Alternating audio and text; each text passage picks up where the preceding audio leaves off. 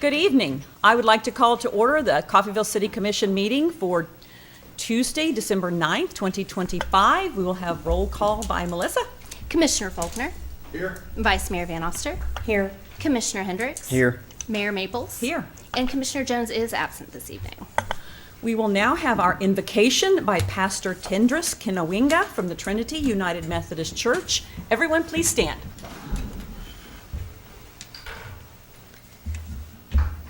I will start, thank you for having me tonight. I will start with a short prayer and I'll end with the Lord's Prayer. And if you know it, I would love for you to join me at the end. Is that okay? Please bow your head for prayer.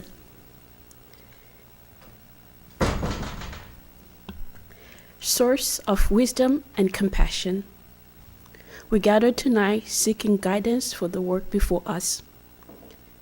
Help us listen well, speak kindly, and act with integrity.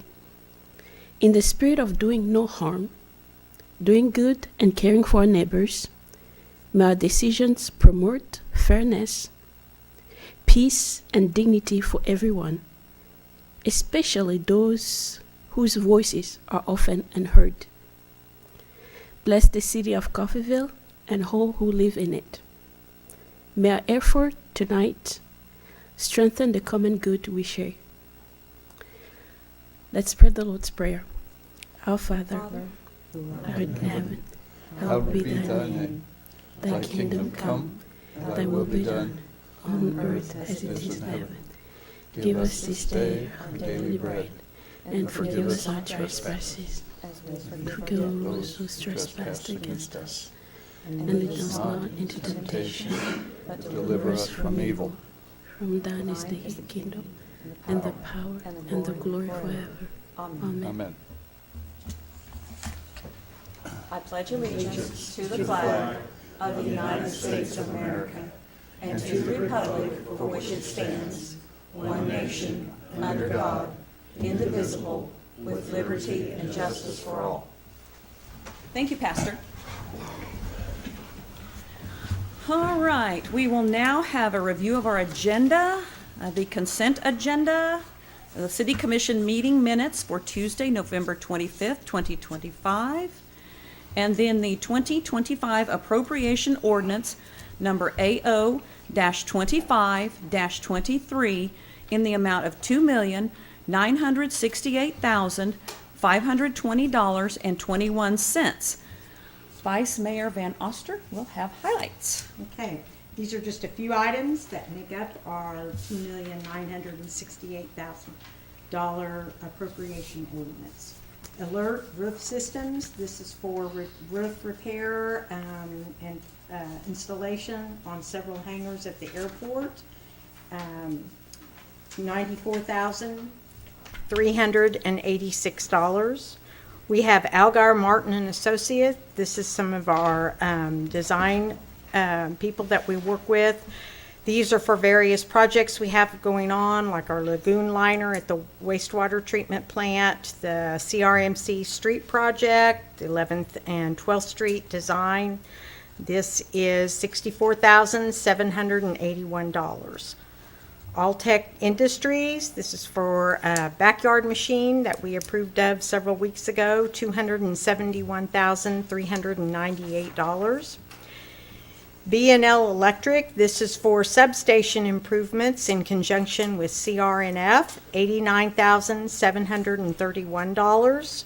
We have CDL Electric, this is another install of our LED street lighting around town through the grant we got, $31,459,000.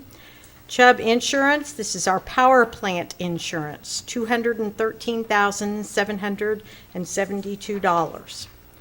Coffeyville Plaza LLC, this is for that CID sales tax, $4,673.56. Coffeyville Regional Medical Center, the sales tax distribution, $90,550. Crystal Lake Fisheries, this is for the rainbow trout stocking that was done at LeClaire Park last month, $2,002.50.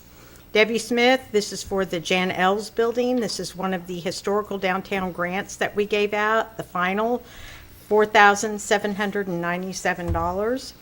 Delta Dental of Kansas, these are dental claims for employees, $7,480. Duncan and Allen Legal Services in conjunction with CRNF, $12,167. Jackson Civil, this is pay estimate number 5 on the lagoon liner at the wastewater treatment plant, $68,491.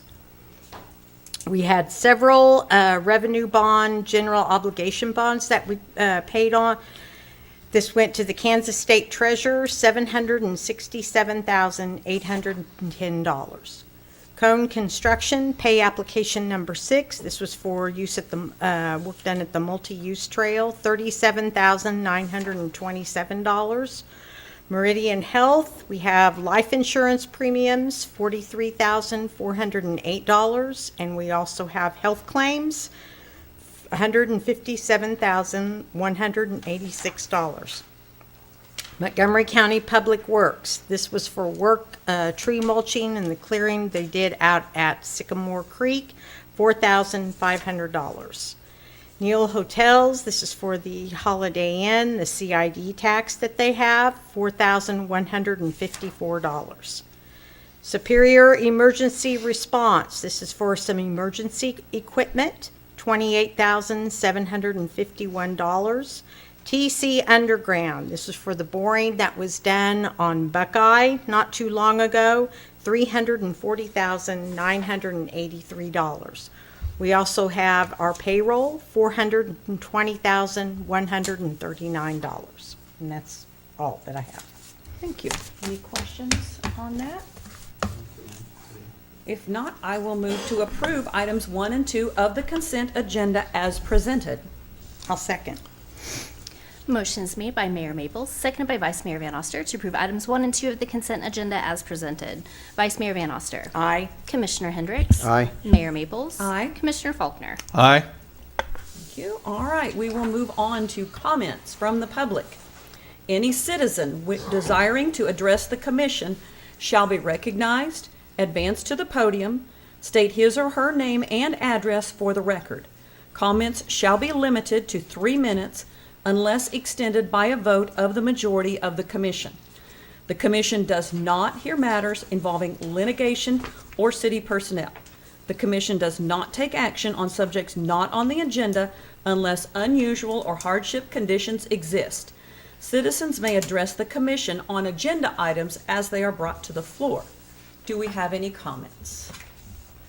Okay. Move forward so we can hear you at the microphone. Can you come up there? I have to wheel up there. Okay. We just need to get you in the microphone. Okay.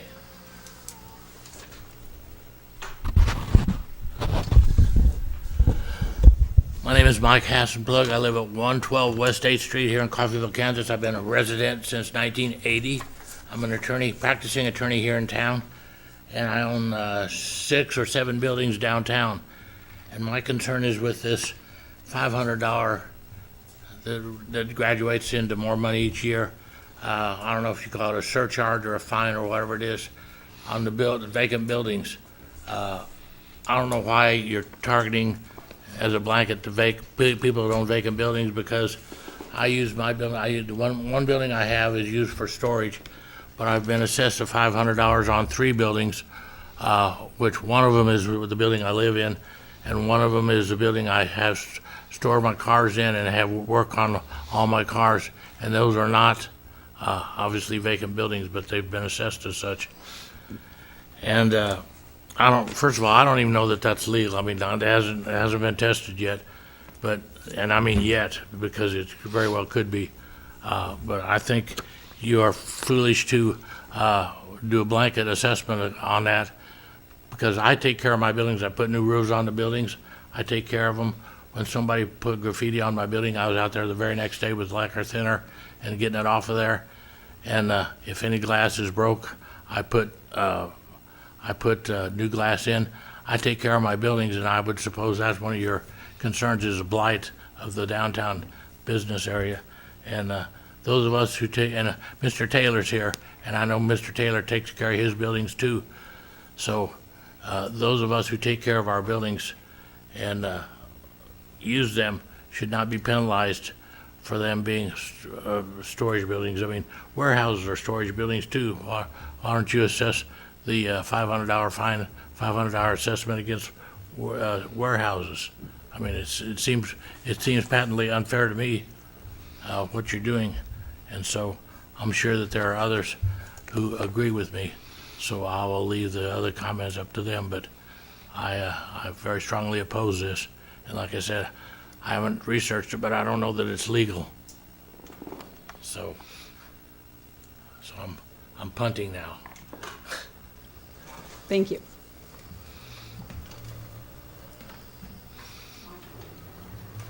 Come on, all you weenies that said you were gonna come to the commission and complain with me, get up there. I said I might. Good evening, commissioners and everybody.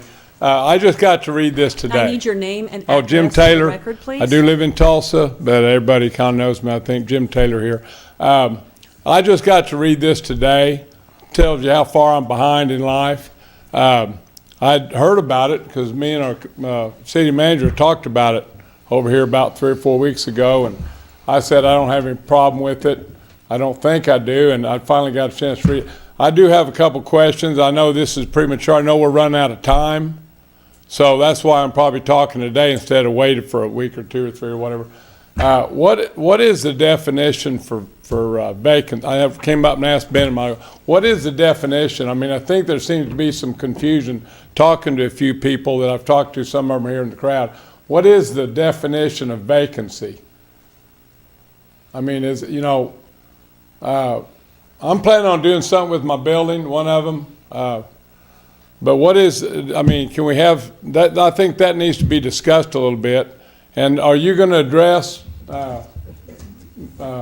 Mike a little bit? Do you answer that, or is there a response to that? No, this is public comment right now. Okay, there's no Just answer? comment, Okay, correct. okay.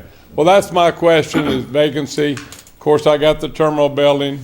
I'm wanting to do something with it. I've done 7 or 8 buildings in town, put a lot of money in them. This is another issue. I know everybody wants to do something with it, blah, blah, blah. But I would like to know what that's going to mean.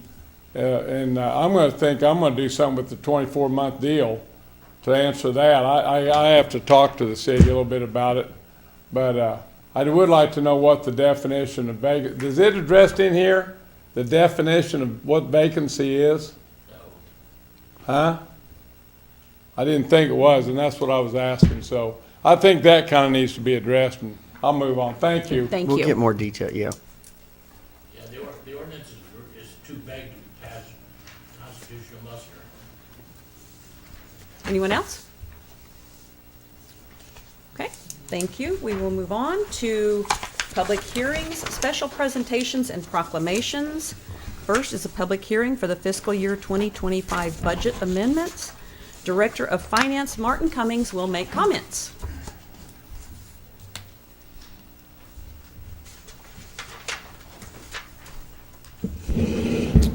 Good evening, commissioners. It's that time of year again. Good evening. Wrapping things up.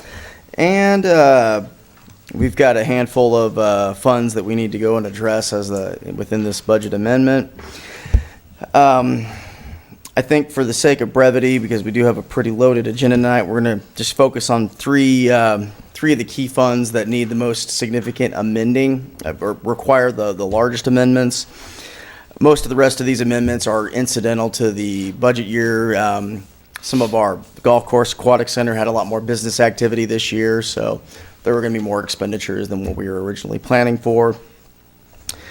As for the Parks and Community Development, there is a number of deferred projects and progress on past planned projects that we just didn't make any headway on until this past year, and so that set us over our budget, and so we'll need to adjust our budget authority on that as well. With the Electric Debt Service Fund, there was an error in the original 2025 budget certificate. that we turned into the county, not the actual worksheet itself. And so anyway, that grossly understated what the budget should have been for that fund, and so this budget amendment will address that particular issue. That's not real money. Oh, that's real money. That's real money. That's real money. I just wanted that clarified. No, it's real money. It just, we didn't say enough of the real money out loud in the budget, so it got, All like I right, said, I just wanted that clarified. there are, to address that briefly, the document that the commissioners sign when we approve the budget is the budget certificate. However, we turn the entire budget workbook in to the county. The workbook correctly stated the value, it just, It didn't get transferred to the worksheet? yeah, somehow, it's usually driven by a formula. That formula got broken, so. Okay, Anyway, simple clerical Yeah. issue. okay. And That's the real money. last one would be the internet utility. Obviously, we've done a lot to try to revise and amend how we approach and handle that particular utility. And so, when we had set the 2025 budget, we had not as of yet had all of our directors and staff that we currently have. And so the commission and obviously city manager put together some new directives. And so we were much more aggressive this year than we'd originally contemplated in the budget. And so for those reasons, that also needs to be addressed as well in this amendment. But with that, do you guys have any questions as you've had a chance to review it so far? That was the only question I was going to have. I looked at that one. Had to take another look. when I Yeah, saw no, that. that's real. No, That was the majority of the uptick in the yes, expenditures. absolutely. It was in the debt. It was in that correction to the debt service fund for the electric utility. You'll be pleased to know that that was not a problem when we did the 26 budget. We double checked. Okay. So Okay. All right. Question on the CID sales tax. That- Sure. The first number was 55,109, and that second proposed amended expenditure was 111,000. Was that just, the 55,000 was a good guess at the time? no, it was because we only had one CID sales tax, and now we have two. Now we have, okay. Yeah, that was Yeah. all. That was We not added- contemplated when we had set the budget that we were going to do this Coffeyville Plaza sales tax. So originally it was Yeah. just the Nile Hotel. That was all that was, at least we were aware of when we were putting the budget together, and then the Plaza sales tax was Plaza proposed. came in that And those are, the CRMC and the CID sales tax, those are passed through. So Yeah. we just, whatever we collected sales tax, we pass on. So if we don't guess the right total amount that we're going to collect, then we're going to be off a little. And just so that people realize, on those CIDs, we do get a certain percentage, which Yes. is, what is it for admin? It's like 2 or 3%, thought it something was like that. 2 Yeah, it's 2%. For the work. Yeah, Even yeah, though it's- it's just a pass-through, we're the administrators of that tax. Yeah, we, so- we retain that 2%, Okay. and then we pass the rest on to them. So and it shows up as an expense in those funds. Okay, So I will now open the public hearing to receive comments regarding the fiscal year 2025 budget amendments. Anything else anybody want to say?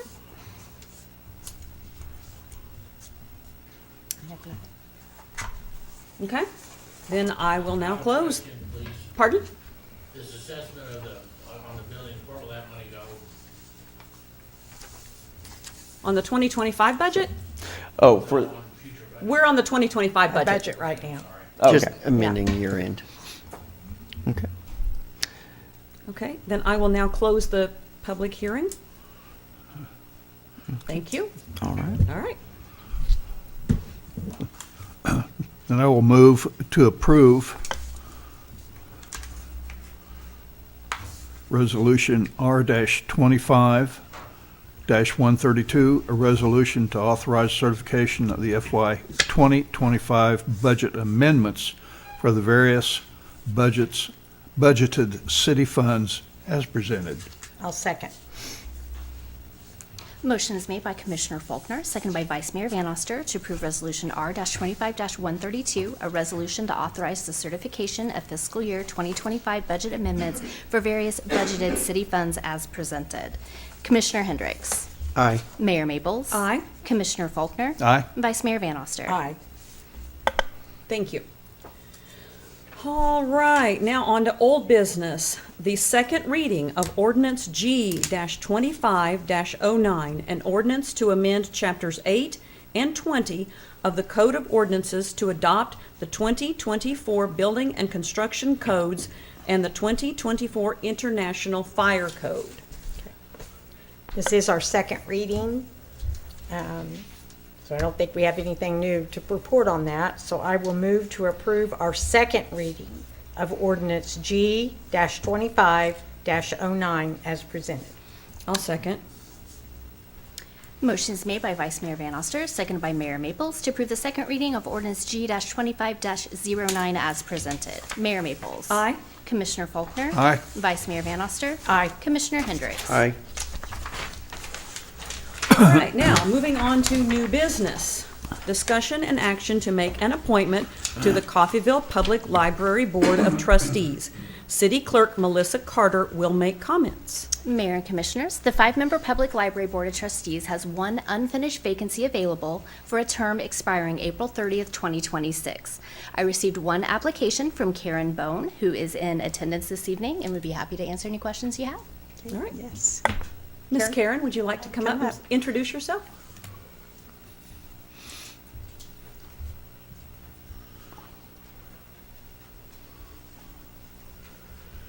Good evening, I'm Karen Bone, Hi, good evening. and I live here in Coffeyville, and I'm extremely nervous, so be patient You're with fine, me. you're fine. You've got a lot of eyes looking I at know, you. Yeah, you do. Like you're fine. I guess I will let you know why I decided to do this. Okay. Okay? Ever since I was a little girl, I loved libraries.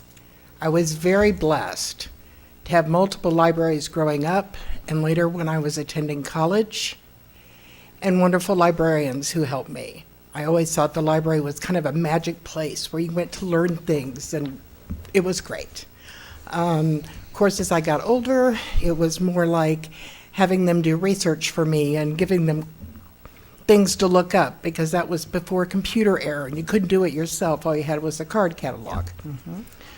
But I fully know what a library and what reading and what books and what knowledge, what it can do for people and the lives it can open up for them. And we desperately need that here in Coffeyville.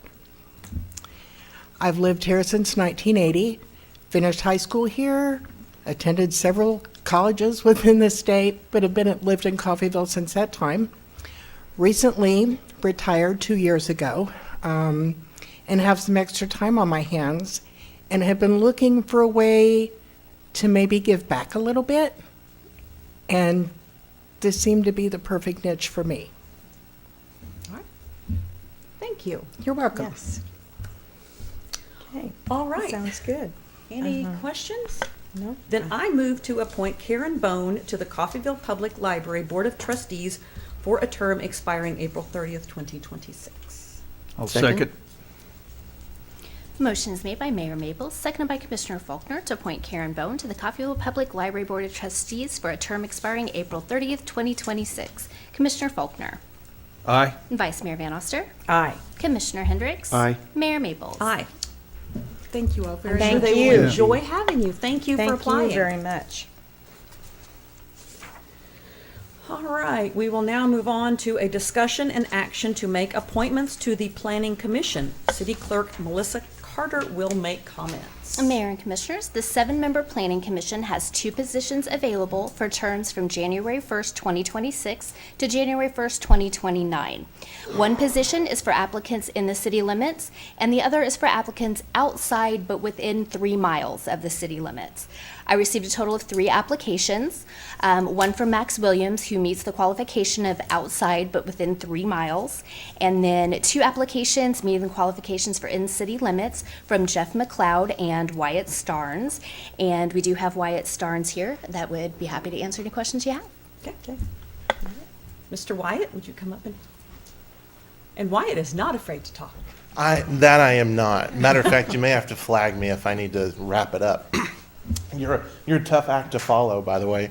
Well, first of all, Wyatt Starnes. I live here in Coffeyville. lifelong resident. I wish I had a very profound reason why I wanted to serve on this committee. To be completely honest, I have absolutely no formal experience in planning or planning and zoning or anything like that, but what I do have is a love for my community and a desire to want to give back. I also believe that there's not too many people in my generation that want to serve their community in this way, and I hope to be an example to those to maybe one day step up and take on something like that. I also work at the Chamber of Commerce, and while we don't do anything directly with planning, we do kind of see it from a far off distance, and I think it would be a great learning opportunity to be able to bring back to our office for future years and just for myself. You never know what might come up down the line, so if I can serve in this way, it'd teach me a lot about planning, and I'd love to do it. Very short and sweet and to the point. I did pretty good, right? Thank Good. you. Thank you. Thank goodness. I could have went a lot longer. Thank you. Thank you. If you, if selected, I would recommend that you vote against the thing that's known as spot zoning. Okay. And the worst case would be allowing some kind of a retail business to operate in a residential area. Of course, that won't happen, but just remember that spot is a 4-letter word. Okay, Yes, sir. and we don't like that. Okay. I'll Thank you. keep that in mind. Thank you so I'll- much. I'm and, learning already. And if you'll do that, I'll support your candidacy. Awesome. Thank you so much. Any other questions? No? No, thank you, Wyatt. All right.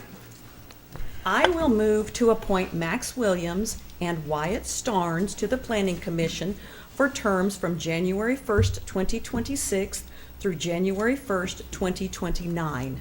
I'll second.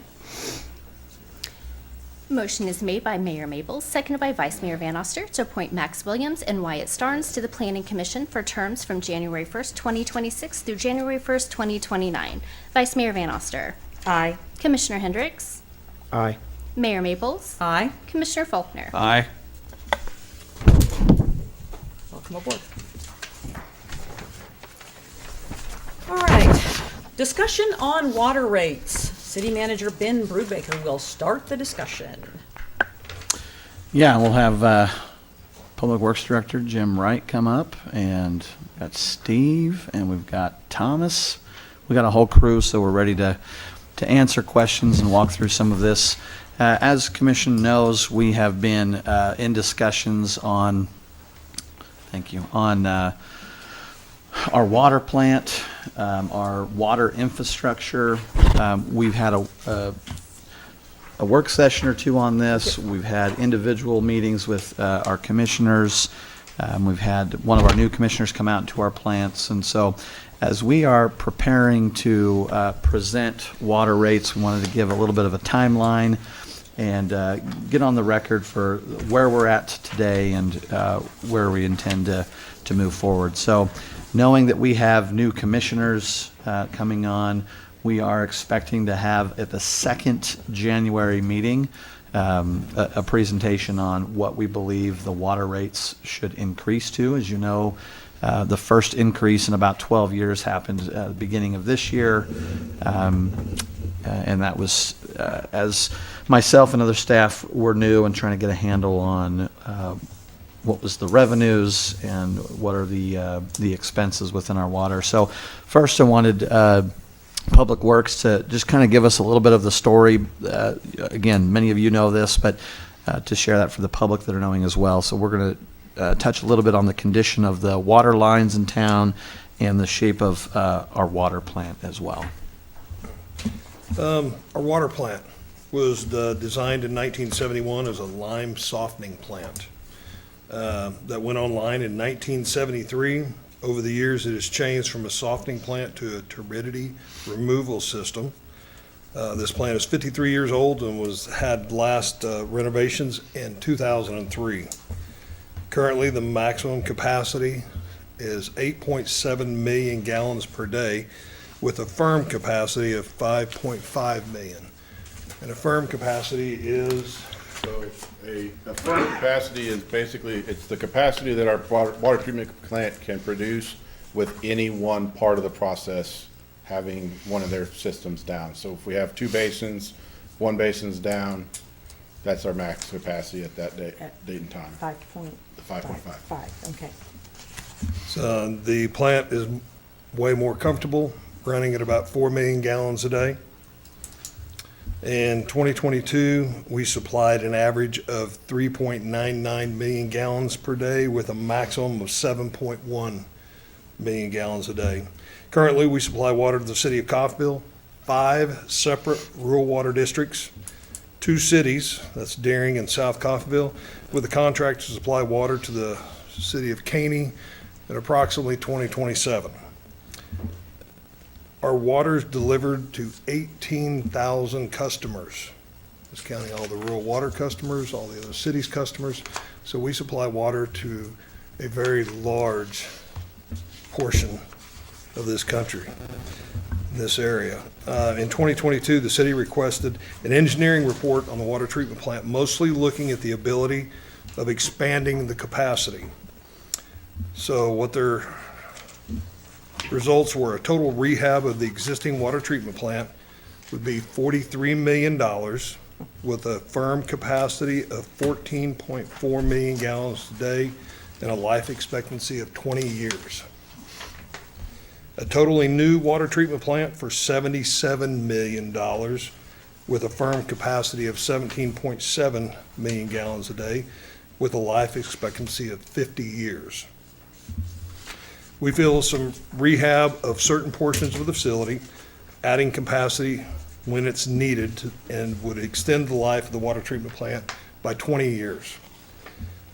But to get started, we will need to invest $5.6 million in the next 36 months. First thing would be transmission lines. We do have a contract for that. That will be getting started sometime in the next year. We're also planning on having an engineer's report on the structural integrity of all the water treatment plant to verify that we can do what we suspect we can do. Next thing would be upgrade the pump house. The pump house, we just found documents, was constructed in the 1940s. So this is the second water treatment plant that this pump house is going through. And then, not to mention the electrical upgrades that are needed, no matter what we do with the plant, we need to upgrade the electric. Even if we decide to go with a new plant won't be online for another 5 years probably, but we will need to upgrade the electric now. The water distribution system. I think you guys are all aware, but there have been approximately 5 miles of lines replaced in the last 25 years. The current estimates for the water distribution network are between 140, 180 miles. We don't have real good records on a lot of stuff that was put in at the turn of the century and later. The ranges in size from 30-inch to 6-inch with a few 2-inch lines out there. These total include approximately 75% of cast iron. That's 115 to 135 miles, which was first used here in the 1800s and was used through 1970s. Cast iron has an expected lifespan of 50 to 100 years depending on the soil conditions, water chemistry, and maintenance. Additionally, cast iron is brittle compared to many other modern materials, making it more susceptible to cracking under high pressure and shifting loads. Also used within our system is ductile iron at approximately 18% of our system. That's 18 to 25 miles. These pipes were introduced in the 50s and were widely begun used in the 70s. These pipes are superior to cast in terms of strength, durability, and resistance to corrosion. Ductile iron is more resilient, longer-lasting option for applications like high-pressure water mains that can withstand more extreme conditions. They have a useful life of 100 years. Then we have approximately 4% of our lines as PVC or poly. These pipes were first introduced for pressure water lines in the 70s, but did not become widely used until the 90s. The useful life of PVC is 50 to 100 years, with many sources claiming 100+ years of service. Once again, within the last 25 years, we've only replaced approximately 5 miles of our water lines. So we have a daunting task ahead of all of us here to keep our good water supply good. And don't forget, we are supplying this for 18,000 customers. With Caney, they're very hopeful. Those connections are going to be soon. They had a meeting, I think it must have been 2 weeks ago now, where they confirmed that they have the funds available to finish the line to connect into Coffeyville. The city administrators reach out to me to meet with us and have some of those discussions because it's getting close. So that will be added too. When I first came on, Thomas and Steve had already begun conversations on what to do with the plant, and that's been going on for a while, but this engineer report was done. And so looking at those dollar amounts, 43 million, 77 million, and trying to figure out how in the world can we pay for something like that. And so I went on to numerous water meetings throughout the state. The governor's been hosting a lot of water meetings, and the conclusion of all of that is there is not 40 to 80 million sitting out there for us to go access. We've done really great at grants in the last 18 months, 2 years. There's just not that amount. And so we do have to be prepared for the end of life of this plant. So the options were, do we come and present a 20-year plan refurbishment at that 43, a 50-year plan, or can we look at something different? So that's what our team has been working on, is determining what can we do. When our plant was built, it was given a lifespan of 50 to 75 years. So we would like that plant, if at all possible, to last another 25 years or so.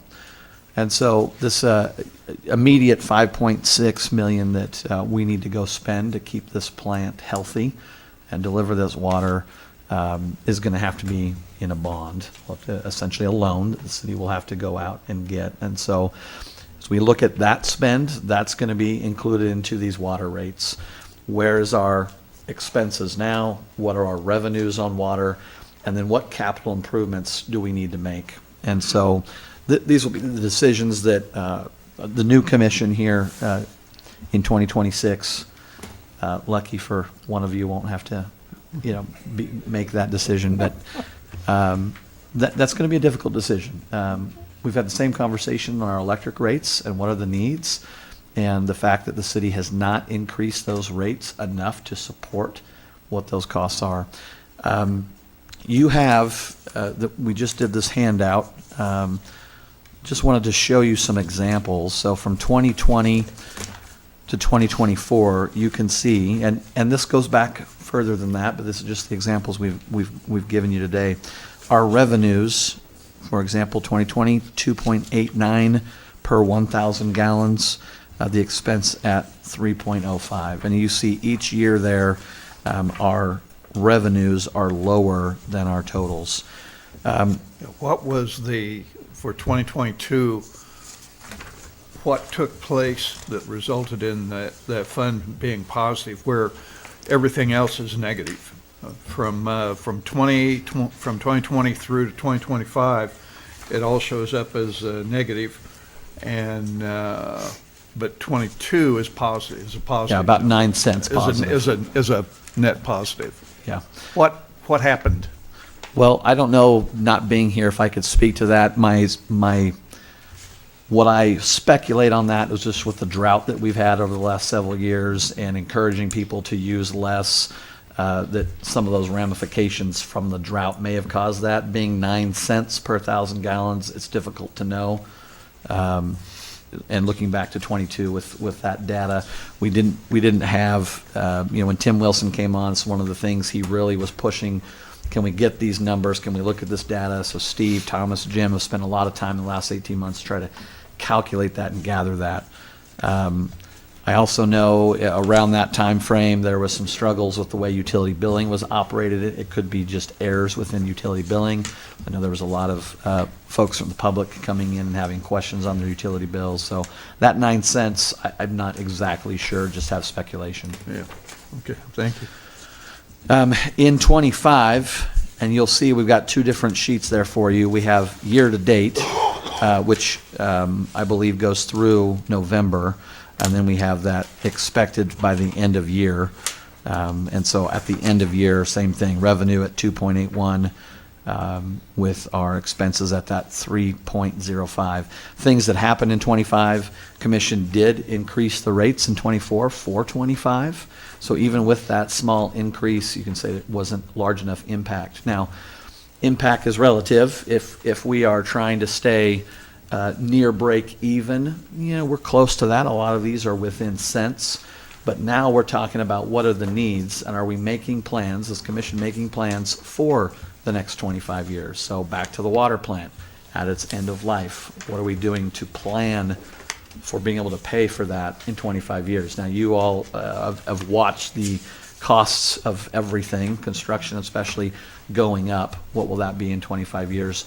We believe that we need to start putting money aside to be able to build that new plant when it comes. We have communities around us that have already experienced this. Chanute is an example, both from a wastewater treatment as well as your water treatment. So these are the decisions that are coming. These are the hard decisions. What we will bring at our next meeting is rate comparisons to show you from other communities where we're at. We are significantly lower.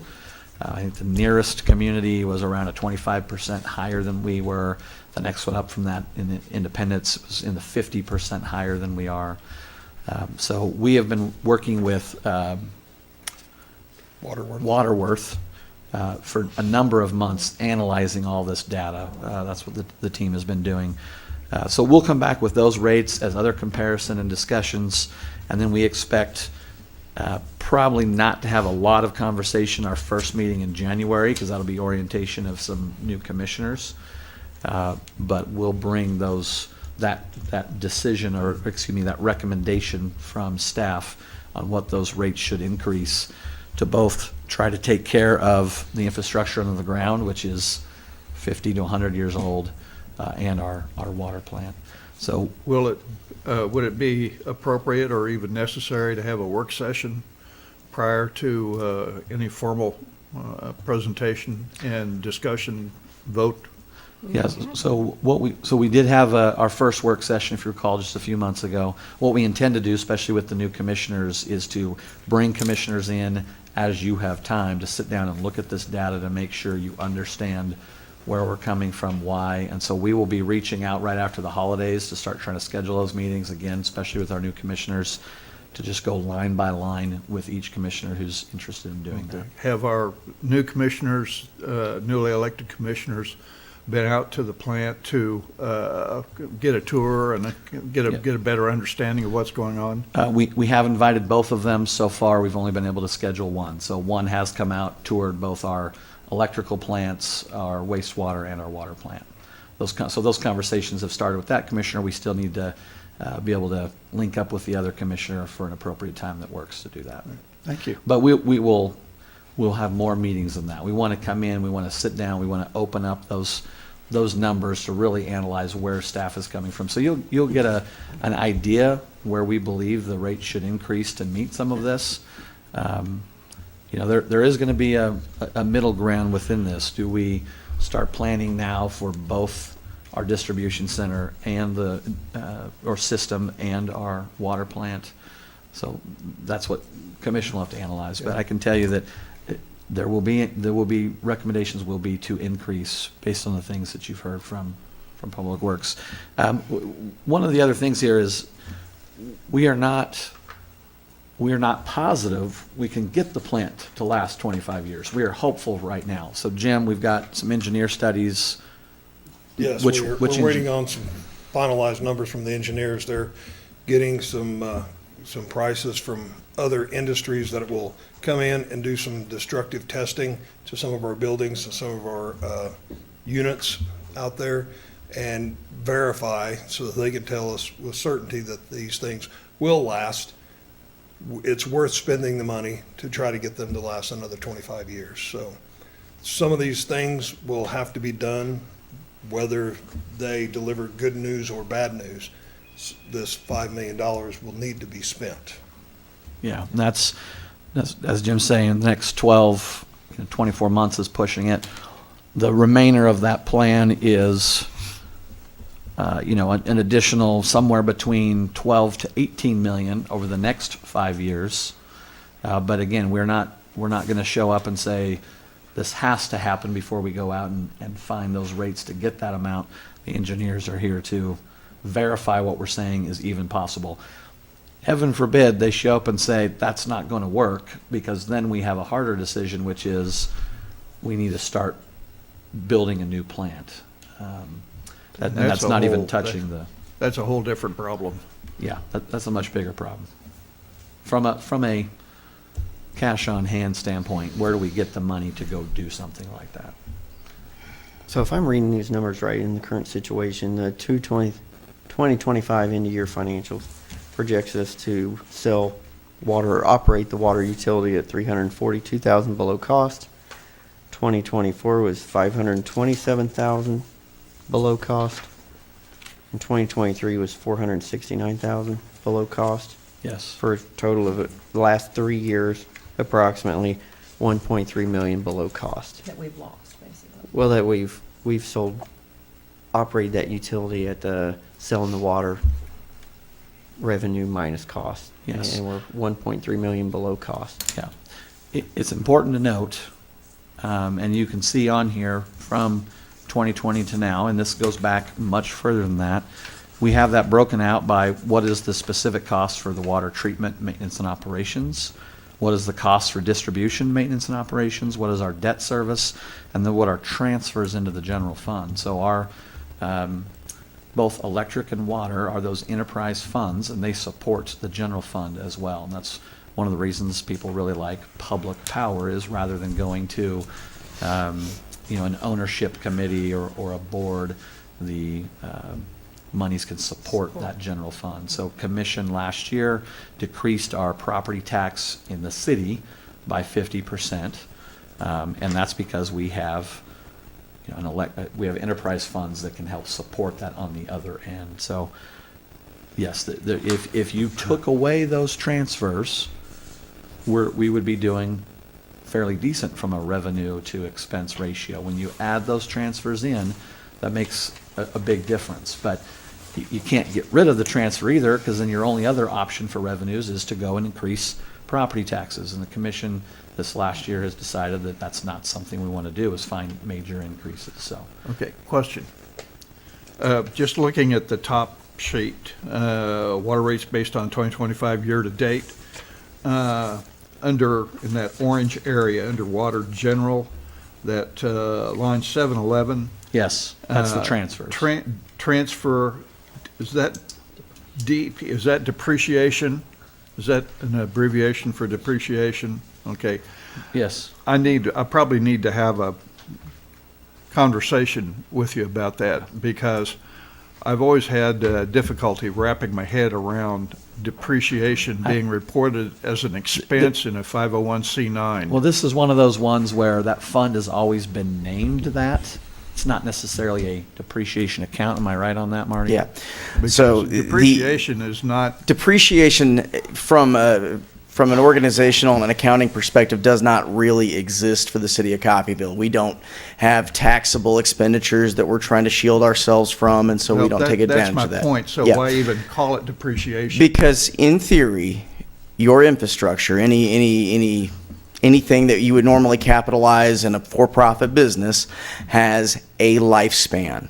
And over the course of that lifespan, in theory, we're supposed to be pulling money back, setting it aside for the eventual end-of-life replacement of that particular item, whatever it is. So that's why they colloquially refer to that as a depreciation fund, because we're losing value, usable value on that every year. Okay, good. With these changes, you would see, let's say we come in and say, we need to increase rates, and we need to be able to save enough money for, in 25 years, to build a $100 million plant. You're going to see those numbers increase, because that's moving into reserves for these assets that have an expiration. How do you, Commissioner Faulkner's point, how do you decide what that is? Because in my mind, I'm thinking down to component level. What if you have a pump that cost, 10 years ago, it cost us $50,000 to put in, and you're depreciating that, or you're just saying, but to buy a new one isn't $50,000, it's $100,000. Yeah, it's going to be whatever it is, the future value is at 5 or 6% or whatever the rate of inflation is. So the intelligent answer is yes, we would have some kind of, formulary that we would follow to determine that. The reality is because we've kept our water rates suppressed for so long, it's just whatever we can afford to sock away. And that's part of, again, this rate study is to give data, to give insight, analytics behind these decisions so the commission can, and the public can be, confident is relative. You don't want your bills to go up, but there is a reason, there is a calculation, and that's what Waterworth with our team has been putting together, trying to show and prove that through the analytics and what the numbers say. And we haven't had that in the water part. Now, electric has been doing those kind of studies for a long time, but I think probably the bottom line we need to be prepared for, and even personally, looking at my own bill, I don't want my water bill to go up, but it has to. That's, when you see that side of it. When you see this side of it, well, I'll hear about it when I get home. yeah. This really is that here we've made it 52, 53 years in, and now it's time to start talking about a replacement of a city's water plant, which we hadn't had to worry about in that time, but we're there. Now, our wastewater treatment plant is 25 years old, and so we're trying to do everything we can to make sure we're giving that adequate maintenance so that it will last its lifespan. But, just as we are in there and feeling and paying for this, all of a sudden the end of life, that one will come up. Now, we're talking 20 and 30 years at a time here, but we're trying to put things in place appropriate to make sure that the city is prepared and not left on the hook for a $100 million plant that we don't have any money for. All right. Thank you. Thank you. Thank you.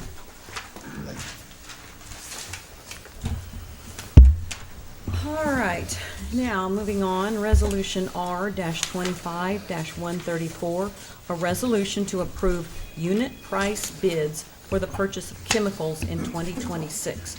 Director of Water Steve Smith will make comments. Good evening. Good afternoon, folks.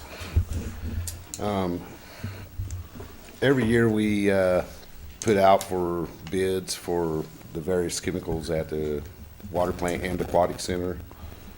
And,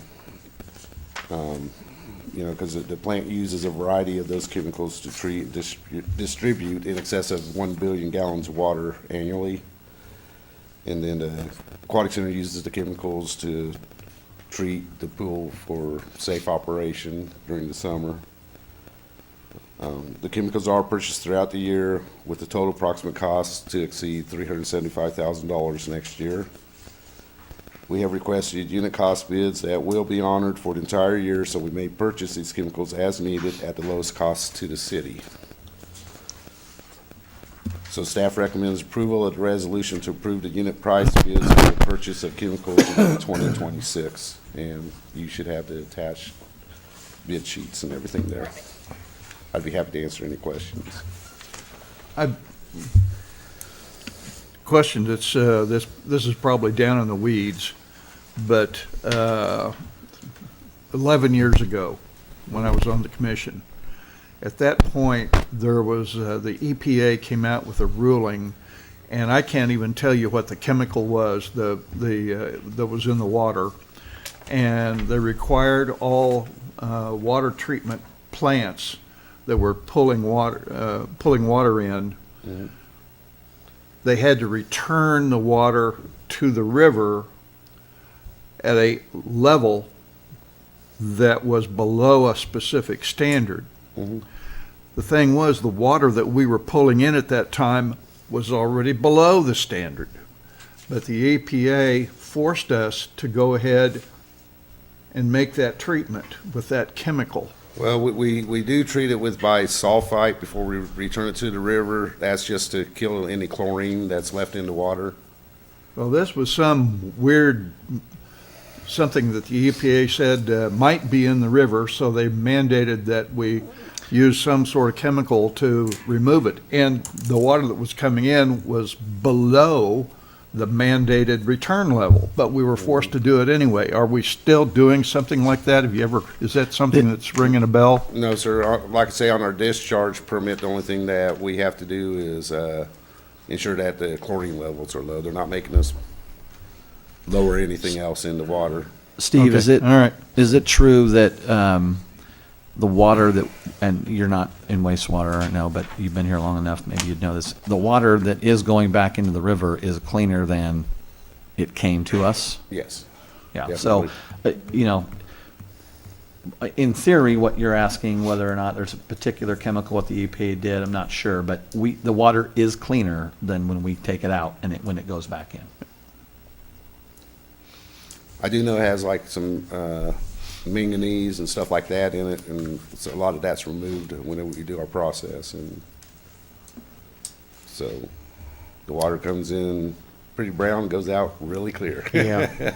Quick question. You have, I count 10, basically 10 chemicals we're buying, and 7 of them you're buying from Brentag, 3 from 3 others. Uh-huh. Is there, I know does Brentag bid on the other 3 or they don't?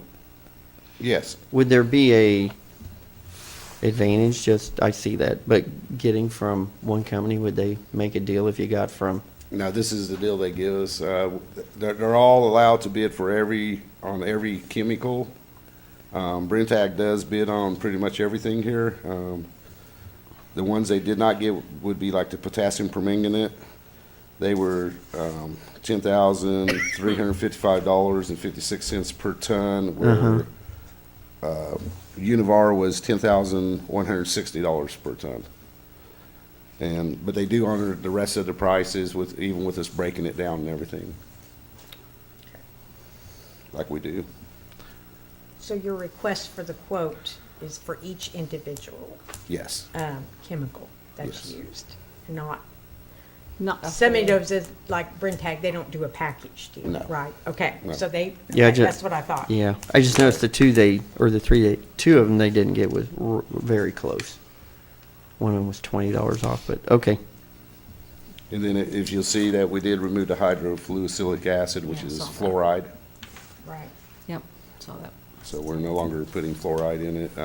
The river already has natural fluoride in it, and there's some disagreements on whether it's more beneficial or more detrimental to our health, and we had decided to remove that particular chemical last year. Thank you for At the that. beginning of this Yeah. year. So, Yeah, we appreciate that. Okay. Okay. any more questions? All right. I don't have any more unless somebody else No. does. No, all right, if nobody has any other questions, I will move to approve Resolution R-25-134 as presented. I'll second. Motion is made by Mayor Mabel, second by Vice Mayor Van Oster to approve Resolution R-25-134 as presented. Commissioner Hendricks. Aye. Mayor Mabels. Aye. Commissioner Faulkner. Aye. Vice Mayor Van Oster. Aye. Thank you. folks. Thank you. All right, Resolution R-25-135, a resolution to approve the 8th Amendment to the contract with Olson and Associates for engineering services for the B-Sub Transformer Upgrade Project for the City of Coffeyville Electric Utility. Executive Director of Electric, Chris Weiner, will make comments.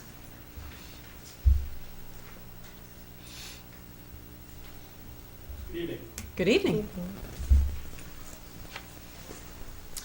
How are you doing this evening? Nice tie. Well, thank you. Yeah, I was impressed, yeah. So I think you have in front of you, I think I've got these next 3 items, but I think you have in front of you kind of our proposal. This is something we talked about a little bit in the past, and so I was just curious if you had anything in particular you wanted me to go over, or if you had questions. You might reiterate what we're doing for the folks that are listening. Okay. This is the pass-through? For the, this is the AT&T contract, right? This is the This is B-sub. Or B-sub, that's right. Yeah. B-sub transformer. Sorry, I got my projects confused here. The transformer project. So our transformer project, this is something that we've been working on now for quite some time, been in the works for quite a few years. This is an ongoing project where we are upgrading our transformers for CRNF, they have elected to try and expand their operations, and they want some improvements on redundancy of their electric usage. Right now, we are kind of capped out on what we can serve them with, so this will be to replace two transformers for the overall project scope. This particular scope of this contract that we're amending is for the engineering work on that work. We are going to be looking at some potential cost savings. CRNF has desired us to try and find ways to cut costs for the project. Obviously, they are, like you mentioned, they're footing the bill for this, and as such, they want to try and cut costs as much as possible to keep the project within budget. The budget has continued to grow as inflation happens, as we've experienced ourselves, and so it's just okay. We've gotten to a point where we need to try and find some cost savings. So this is to have the engineers look at a couple of options that we believe we can save some money on.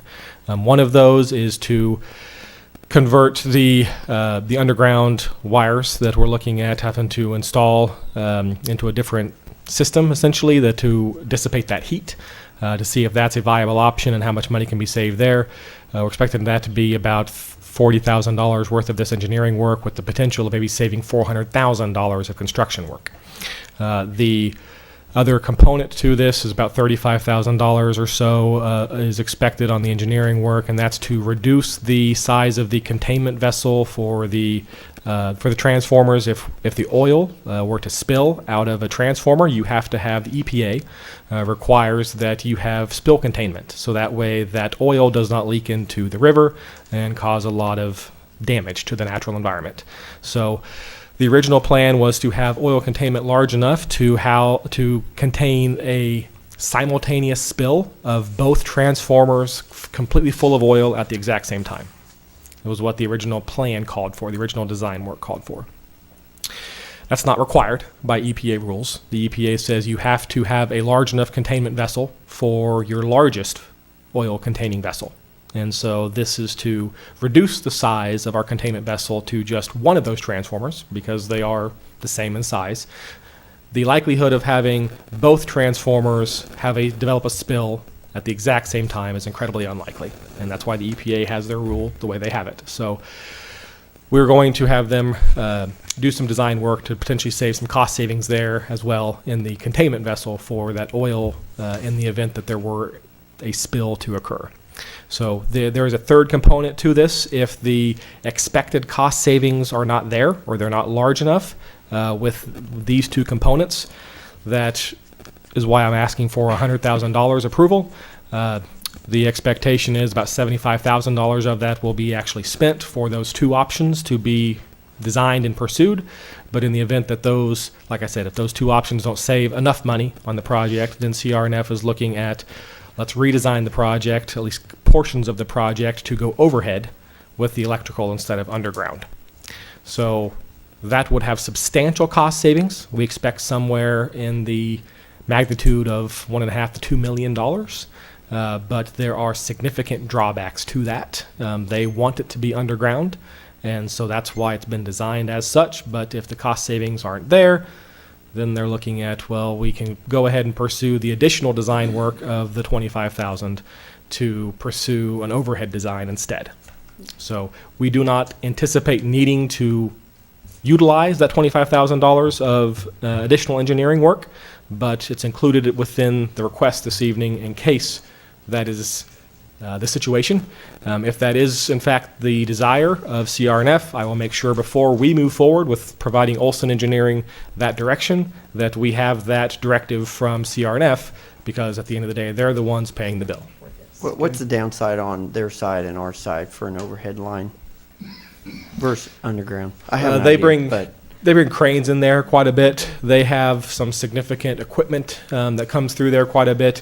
Overhead lines cause significant complications, and so then they have to worry about snagging one of those lines, or that we have to take those lines down. They have to take an outage for us to be able to sometimes deal with some of those situations. So it makes it a lot easier for all parties involved if everything is buried. Well, it almost sounds like any cost savings wouldn't overcome those drawbacks. Yeah, that's why they're saying, hey, it may be worth at the Okay. moment, they know they could save a couple $1 million by going overhead, but it's, And my the value's there. my apologies for saying using the phrase pass through.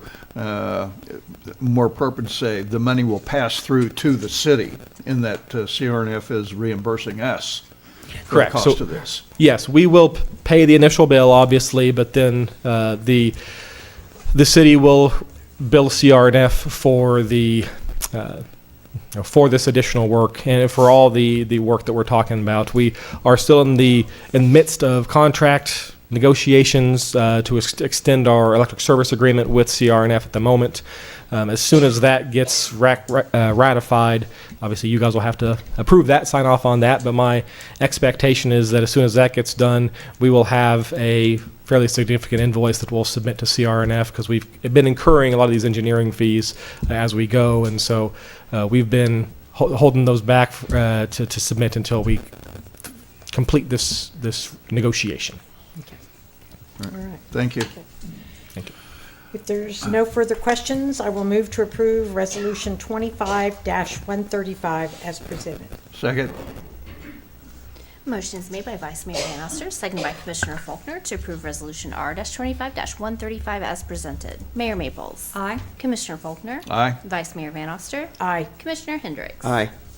Thank you. All right, Resolution R-25-136, a resolution to authorize the execution of a joint-use pole agreement between the City of Coffeyville and AT&T. Executive Director of Electric, Chris Weiner, will make comments. Hello again. So this agreement is just the extension or the renewal of an agreement with AT&T. They are on a decent number of our poles, have their own cable lines attached, their phone lines attached to our electric utility poles. There are some changes in law that we're updating this with, but the primary change with the current contract that's being proposed in front of you is a change in the price. We're going from about $5 a year to just over $14 a year per pole. That's the same rate that we're charging everybody else, that we're charging Cox and all of our other pole attachment companies that we have agreements with.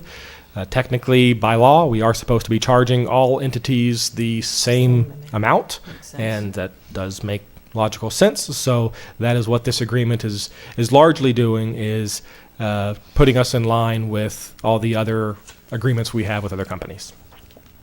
All right. And will this go up, will this go up automatically according to this 10-year fee schedule? Correct. AT&T's council has already reviewed it, and this was our council's as well as AT&T's. Everybody has already agreed to this in principle, and so once you approve it, we will send that off to AT&T for their execution, assuming you do approve it. Okay. Well, if there's no other questions, I will move to approve Resolution R-25-136 as presented. Second. Motion is made by Mayor Maples, seconded by Commissioner Hendricks to approve Resolution R-25-136 as presented. Commissioner Faulkner. Aye. Vice Mayor Van Oster. Aye. Commissioner Hendricks. Aye. Mayor Maples. Aye. Thank you. Now, Resolution R-25-137, a resolution to authorize the issuance of a purchase order to J. Graham Construction for the replacement of 3 steam plant roof sections at 605 South Santa Fe for the City of Coffeyville Electric Utility. Executive Director of Electric, Chris Weiner, will make comments. So, as you may recall, this was actually on your agenda the last meeting. We had that pulled off to try and just do a little bit more homework on previous work we had done on those roofs, or on that roof. There's multiple sections to it. Realize that, hey, do believe that the previous work that we had done was done on different sections of that roof. And so these existing sections, as they were not done, I believe in 2021 was when Graham did some work for us previously on different sections. We've had further deterioration. These roofs weren't in great shape at that point, but it's further deteriorated since then. We've had water infiltration get in, gave a a tour to the new commissioner, one of our new commissioners, as well as Manager Brubaker the other day, and it had just happened to be raining, and it was almost needed an umbrella inside the plant. So it's something that we definitely have some issues there, but would like to try and get these 3 roof sections replaced at this point. Like to do them all.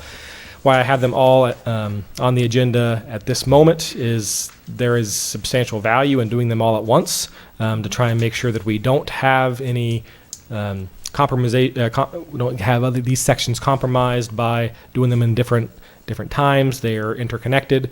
If you recall, in our CIP discussion earlier this year, there were 4 roof sections that I brought to you as far as that were damaged and need of repair and replacement. So this is the first 3. These 3 are in the worst condition, and they're all interconnected.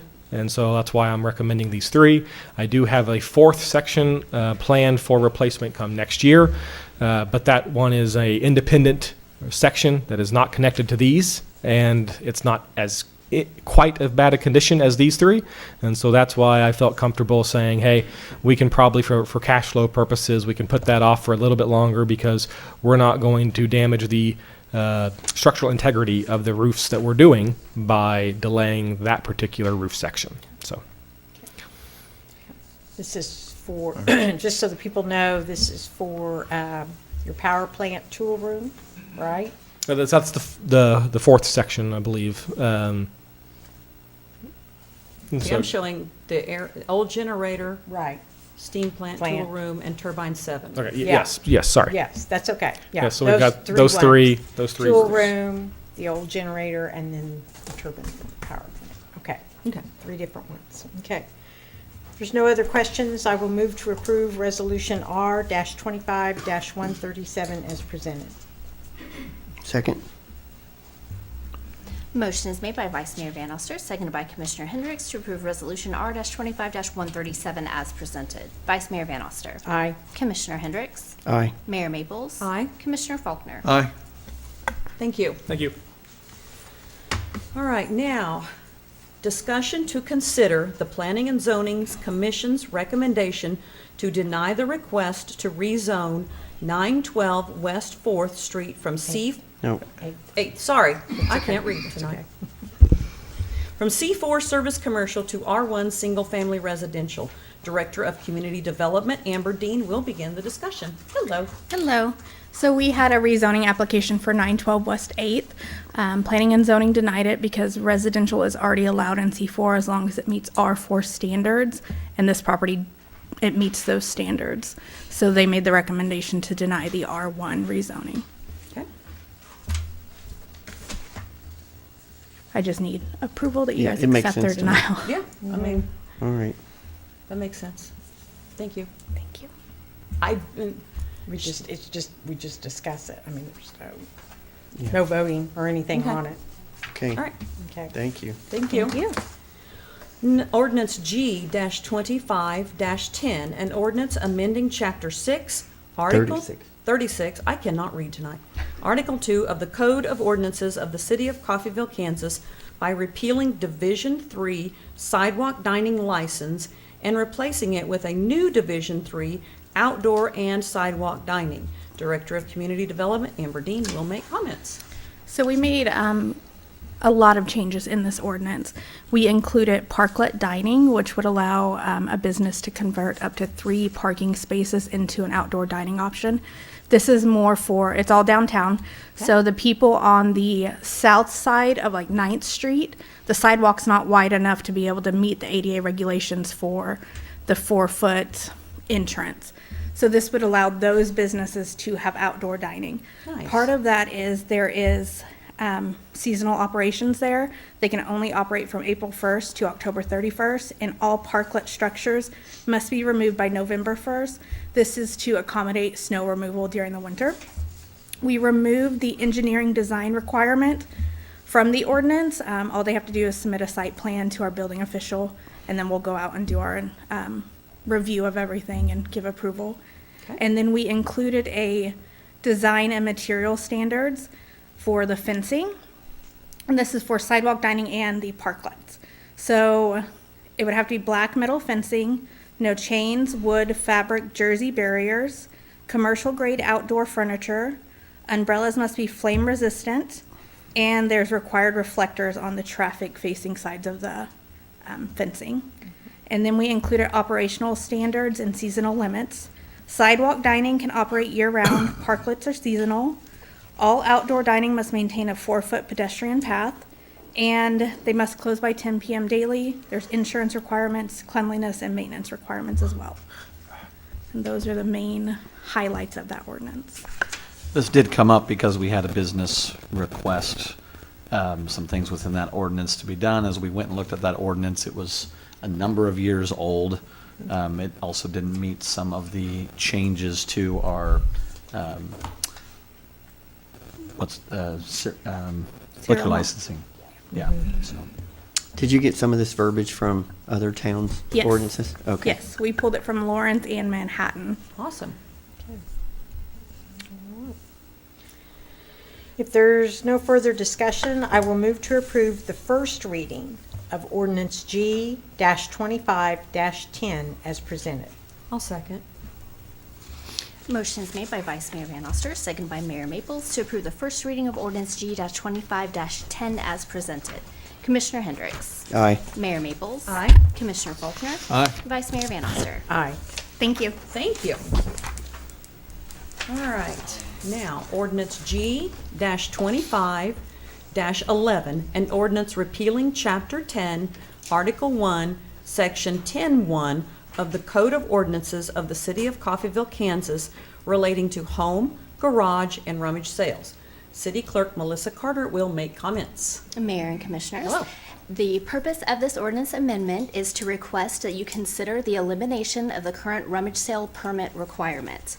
Requiring rummage sale permits for residents to conduct a home, garage, or rummage sale has been in effect in the City of Coffeyville since 1970. After reviewing the purpose, the impact, and the practical function of this rule, it is clear that the permit process is both arbitrary in application and unnecessary for achieving any legitimate public objective. Rummage sales are informal household events. They involve residents selling their own used items for modest amounts of money. They do not create the types of risks such as significant traffic congestion, noise, or safety hazards that typically justify a regulatory permit. A regulation should provide a clear practical benefit, such as improving safety, reducing conflict, or protecting public resources, and the rummage sale permit does not accomplish any of these. The rummage sale permit is a well-intended but outdated and disproportionate form of regulation. I feel eliminating the requirement would simplify city policy, reduce the burdens on residents, and promote a more community-friendly environment. So with that, I ask you consider this ordinance amendment. What's the downside? I don't know. The downside to, Yeah. to which side, you mean? Well, I don't know what if crazy hypotheticals. What if somebody decides to have a rummage sale every day in their driveway? Every day. It almost becomes a store, but they're saying it's a rummage sale every day.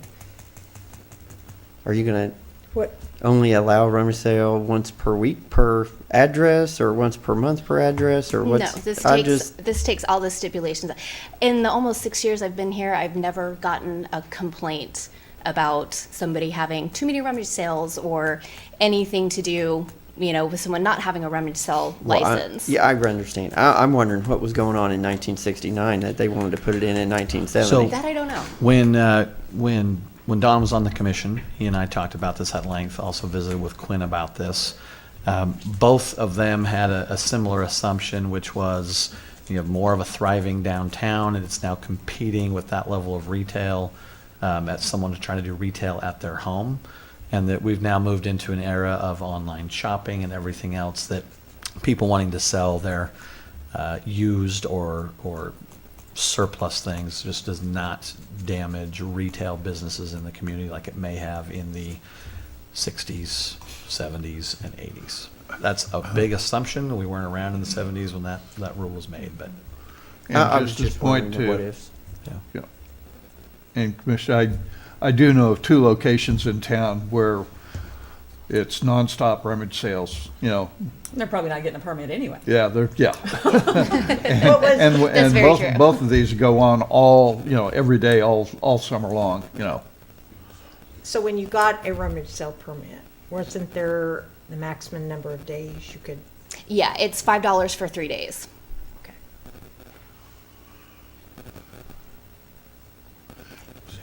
But there was Another probably- $5 for another 3 days. Yeah. And, Yeah. you know, And You just kept going. Yes. And for those who didn't get the permit, there was probably no enforcement anyway. Right, yeah. I wouldn't assume that, you know, police officers are going around to the rummage sales to look for Asking for the permits. bright green permit, so. Yeah. All right.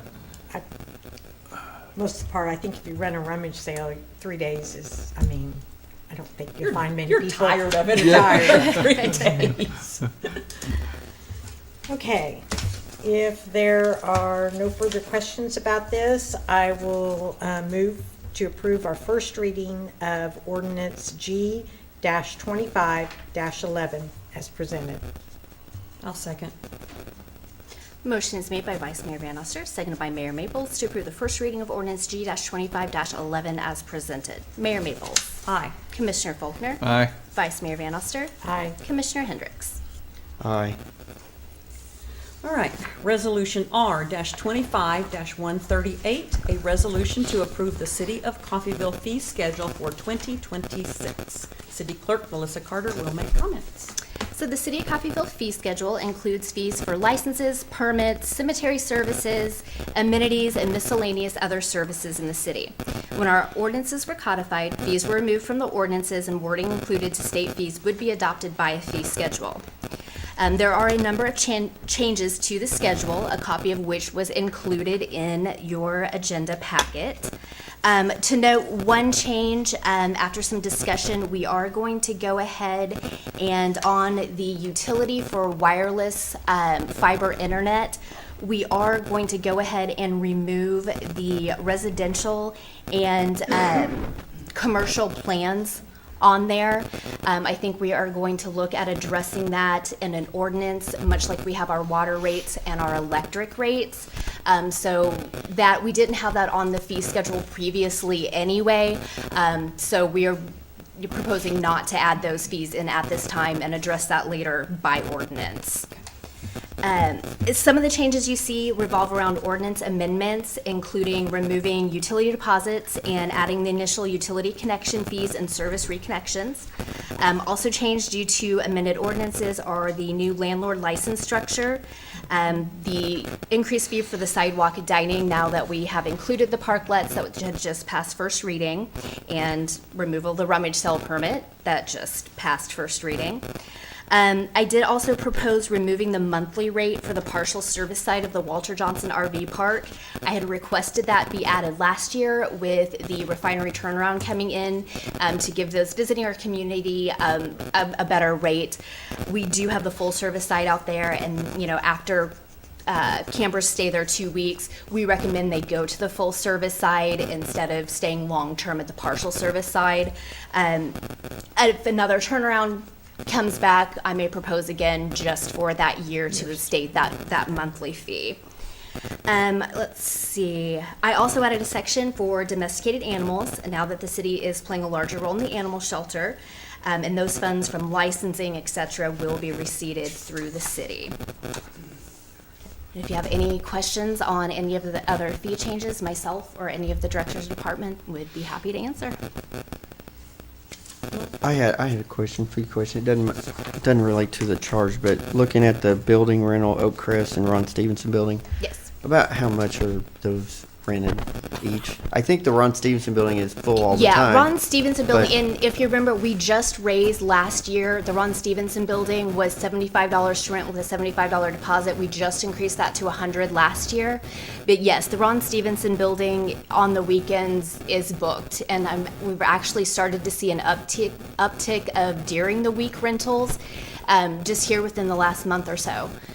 We've seen quite a few more during the week rentals going on. But yes, for the weekend, I think my first availability is the end of January for the weekend for the Ron Stevenson building. What about- The Oakcrest building? It doesn't have air conditioning in it. It doesn't have bathrooms in it. Use the bathrooms that are there in Feaster Park. We rent it out a lot for kids' birthday parties, you know, in the spring, in the fall, place to keep the presents and cake. Some small gatherings and stuff. Ron Stevenson is definitely our most rented out, but Oak Crest does get utilized some, but definitely not as much, just due to the lack of amenities.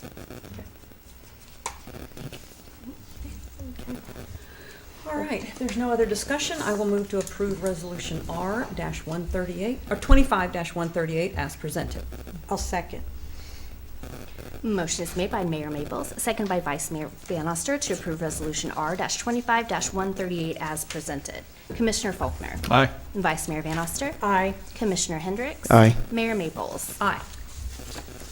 Okay, discussion and action to approve 2026 cereal malt beverage licenses. City Clerk Melissa Carter will make comments. Mayor and Commissioners, the city's received 15 applications for 2026 cereal malt beverage license renewals for businesses. The fire department has inspected each business location. They're all in compliance. Background checks have been completed by KBI. All renewals meet the requirements set out by state statute and are eligible to be licensed for 2026. Therefore, I'm requesting approval of those licenses. Also, there are 2 applications for 2026 cereal malt beverage licenses from Jumpstart and Speedy Shop that have been sent to the state by applicants but have not been returned to the applicants yet to bring to me. If you remember, this process just changed through the state, so I was actually very happy that it was just a couple applications that we have not gotten back. Both locations have been inspected by the fire department, and they also turned in their affidavit for background checks, so those have been completed and they have paid. So I'm requesting these 2 cereal malt beverage licenses be approved pending the submittal of their applications. With the license expiring the end of December, it is a bit of a time issue. So I would like to go ahead and approve those, you know, contingent on those applications being turned in. Sure. I'll also note too, typically the next item I would present is a resolution to improve the CMB for the Fair Association, and the resolution to exempt them from the city ordinances, so they can have beer for the Interstate Fair and Rodeo. I've not received any renewal information from them, although I've been in contact with them and they are working on it. Being that I haven't received any information and there's a resolution tied to it, that, and this is not a time-sensitive one. They don't have any events in January, February. I'm waiting until I get the information from all of them, and I will bring that resolution back to you guys once I have all of the pieces for that. Okay, makes sense. If there's no further questions, I will move to approve 2026 cereal malt beverage licenses as presented. Second. Motion is made by Vice Mayor Van Oster, second by Commissioner Faulkner to approve 2026 cereal malt beverage licenses as presented. Vice Mayor Van Oster. Aye. Commissioner Hendricks. Aye. Mayor Maples. Aye. Commissioner Faulkner. Aye. Thank you. Great, thank you. All right, we will move on to the city manager's report. Thank you. Just a few things to bring up. We have been considering the city getting into the commercial trash business. That's a big decision that would come before commission, but we are going out to bid on that so that we can have realistic numbers. The intent is not to increase prices on our businesses in town. We don't want to do that. We believe that by putting it under one company, we can actually save. So that bid is going out. That's not something that the city is moving forward with without significant conversations from commission, but wanted to just say that out loud. We just got word today that finally, after probably 2 years, we have 2 certified sites now in Coffeyville. Montgomery County already had more certified sites than any other county. And largely that's due to Montgomery County Action Council and the work that they have done within our county for those certified sites. A certified site means that the State Commerce has that on their website, and their interactions at the state level, developers, businesses coming in looking for sites to build on. they look for those things that are certified, meaning the work has already been done, this site is ready to go. So it saved a lot of the work for them in exploring. So we now have 2 sites. These are both out just past the airport, out there kind of by the armory. We have a few hundred acres out there, but this particular site was, I think, around just under 200 acres. It wouldn't work as a whole. If you recall, we have some of our oil leases out there. There's also some water features, some drainage through there that presents problems. And so we ended up about a year ago going in and kind of dissecting those sites into smaller acreages. Within the same day, MAC reached out and said we had someone that is already inquiring about one of our sites. So we expect to get some good traction from even the state level from an economic development perspective on those who are looking. So we're excited about that. It's been a long time. We've had to redo letters several times, but again, largely thanks to both community development, Thomas, Matt, a lot of people doing work internally here, and Montgomery County Action Council. That is finally complete. Animal shelter, as you already know, we've been taking over operations. That's been going fairly smooth. The staff that are out there are on our payroll now. We're still kind of learning the ropes, understanding the ins and outs out there to make sure that we don't bring any significant changes or issues of the work that they've already been doing. So that process is underway just within the last 2 weeks. Dog parks, you may have seen fences going up, those dog parks that were approved. We still need to get the rules posted and some of those things before they're really utilized, but you will see that, especially the one just out back here outside of downtown. Will there be signage, especially for the one at Walter Johnson Park, because you'll get the travelers in using that one? Will there be signage out on the highway so they can know, hey, there's a dog park over there? I don't know that we've considered signage out on the highway there. Because if you're traveling through, you may not know it's there, and you may be looking for one. Yeah, no, that's a good recommendation. We can look into that, what those options are there. We do have a animal shelter referred to as an angel tree downstairs by our community development department. And so dogs, I think there might be some cats on there as well that are in the animal shelter and some of the needs there. You can go down and take that ornament off, and if you want to, I've seen this for kids. I've never seen it for animal shelter, but it's a pretty cool idea. So It's all right. just like kids in need for Christmas, those dogs and cats are as well, and they need things. So if you're interested in participating in that, we'd love for people to come in and check out that tree and some of the pets that we have there at the animal shelter. The only other one other thing I wanted to mention, it was in public comment about the definition. Had that staff sent me that definition within the ordinance of vacant building. I do have Mr. Taylor's number. I texted that to him, and of course we're willing to share and open that up with anybody else that's interested as well. That's all I've got. All right. Okay. All right, do we have any comments from commissioners, staff? I have a question. Go for it. We talk trash again. 900 block of West 4th Street. 2 mattresses. There is a mattress and a box springs that have been on the curb now for 2 months. I would like to see those go away. 900 block of what? West 4th.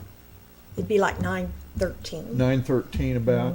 I think that See, home, see, we all know it. and I think that home is vacant where they're in front of, so obviously there's nobody to call, but still, they've been there. Yeah, I agree. Well, there's an owner of the house.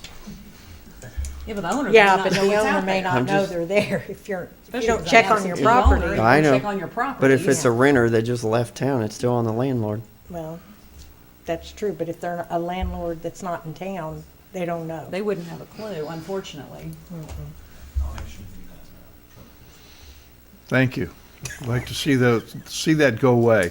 That's an eyesore on a major thoroughfare. Yep.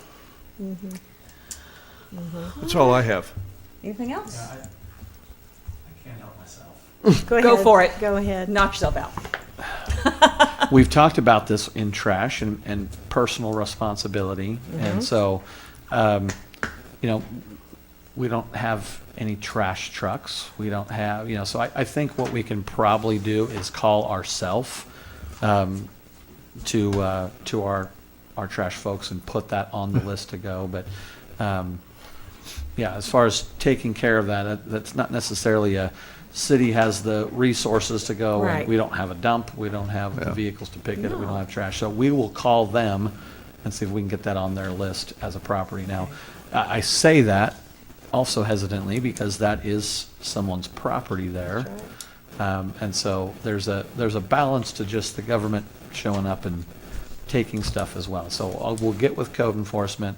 I think the best way is for us to call the trash company and say it needs to go.